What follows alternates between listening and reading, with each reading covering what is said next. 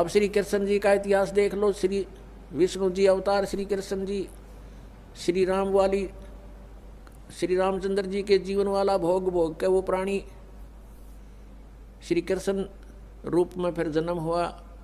सारा जीवन दुखी रहा श्री कृष्ण, सारा जीवन जेल में जन्म हुआ, माता पिता कैद में, कभी मामा शत्रु हो गया, कभी पूतना मारने जा रही है, कभी केसी, कभी तानौर शत्रु हो गया, कभी जरासेंग लड़ने को आ रहा है, कभी शिशुपाल से युद्ध हो रहा है, कवासुनी हो रही है, और कभी फिर काल्यवन आ रहा है। इस दुख में श्री कृष्ण जी ने मथुरा का त्याग कर दिया और ऐसे स्थान पर रहने लगे जहां कोई ना पहुंच सके। समझदार व्यक्ति यही सोचते हैं राड से बाढ़ अच्छी होती है, झगड़े से बचाव अच्छा होता है। श्री कृष्ण जी उन सबको भी मार सकते थे, क्योंकि वो त्रिलोक के में एक विभागीय मंत्री है, एक विशेष शक्ति होती है प्राणी में, वो उनके अंदर शक्ति थी। लेकिन यही सोचा था कि किस किस ने मारूं, या तो सबकी बुद्धि भ्रष्ट। तो श्री कृष्ण जी ने द्वारका बनाई। समुद्र के बीच में एक टापू था जिसका केवल एक गेट था, द्वारिका, एक द्वार की नगरी। और ये सोच करके वहाँ यदि इतनी दूर पहले तो कोई आवेगा नहीं, ऐसे स्थान पर जा रहे हम, और वहाँ कोई आ भी गया युद्ध करने तो हम एक ही तरफ से उसका सामना कर सकते हैं, इसलिए एक गेट था उसका, और बाकी 3 समुद्र था 3 तरफ। तो वहाँ श्री कृष्ण जी चले गए, अपना अधिकतर सारा ही जीवन वहाँ व्यतीत किया।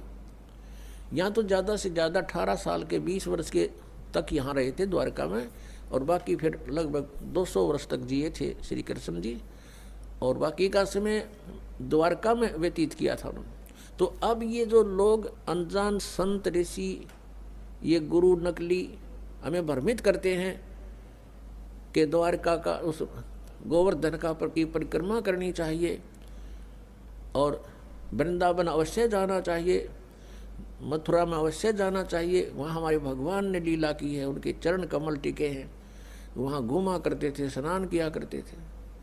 अरे श्री कृष्ण जी यहाँ तक 20 वर्ष रहे थे इस मथुरा में, बाकी 180 साल तो वहाँ रहे हैं द्वारका में, और वहाँ का नामो निशान मिट गया उस द्वारका को।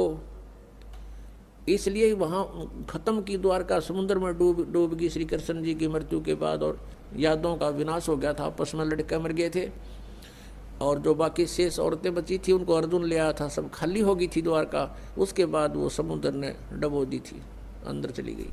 कारण यही था कि भगवान ने सोचा कि यहाँ आएंगे फिर ये धक्के खान द्वारका में इतनी दूर, इसलिए उसका नामो निशान मिटवा दिया था। अगर आज द्वारका होती तो ये नकली कहते द्वारका में भगवान रहे थे, वहाँ जाया करो, वहाँ बहुत पुण्य होता है।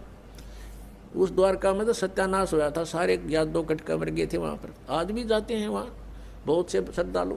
तो कहने का भाव यह है कि जब तक आत्मज्ञान बिना नर भटके, इस तत्व ज्ञान बिना नर भटके, कदे मथुरा कदे काशी। फिर श्री कृष्ण जी का फिर कैसे अंत हुआ? श्री कृष्ण जी के सामने पूरा यादव कुल आपस में लड़का मर गया, पोते पड़पोते रिश्तेदार सब आपस में कट मर गए। और वो सारा सांग देख कर, वो सारा अनर्थ देख कर जब श्री कृष्ण जी की मृत्यु हुई, एक परिवार के सामने एक आधे की मृत्यु हो जाती है, उसका कलेजा फट जाता है, रो रो कर पागल हो जाता है इंसान। तो पुण्यात्माओं, आज तक हमें सत्यनारायण कथा नहीं मिली थी, और ये सत्य कथा है। सत्यनारायण का अर्थ है सच्चा भगवान, और सच्चे भगवान की सच्ची कहानी, सच्ची कथाएं। तो प्रसंग चल रहा है कि परमात्मा ने बताया कि तुम जब तक जन्म और मृत्यु के अंदर हो, सुख नहीं हो सकता, शांति नहीं हो सकती। अब इंद्र सोचता है ब्रह्मा विष्णु महेश सुखी होंगे।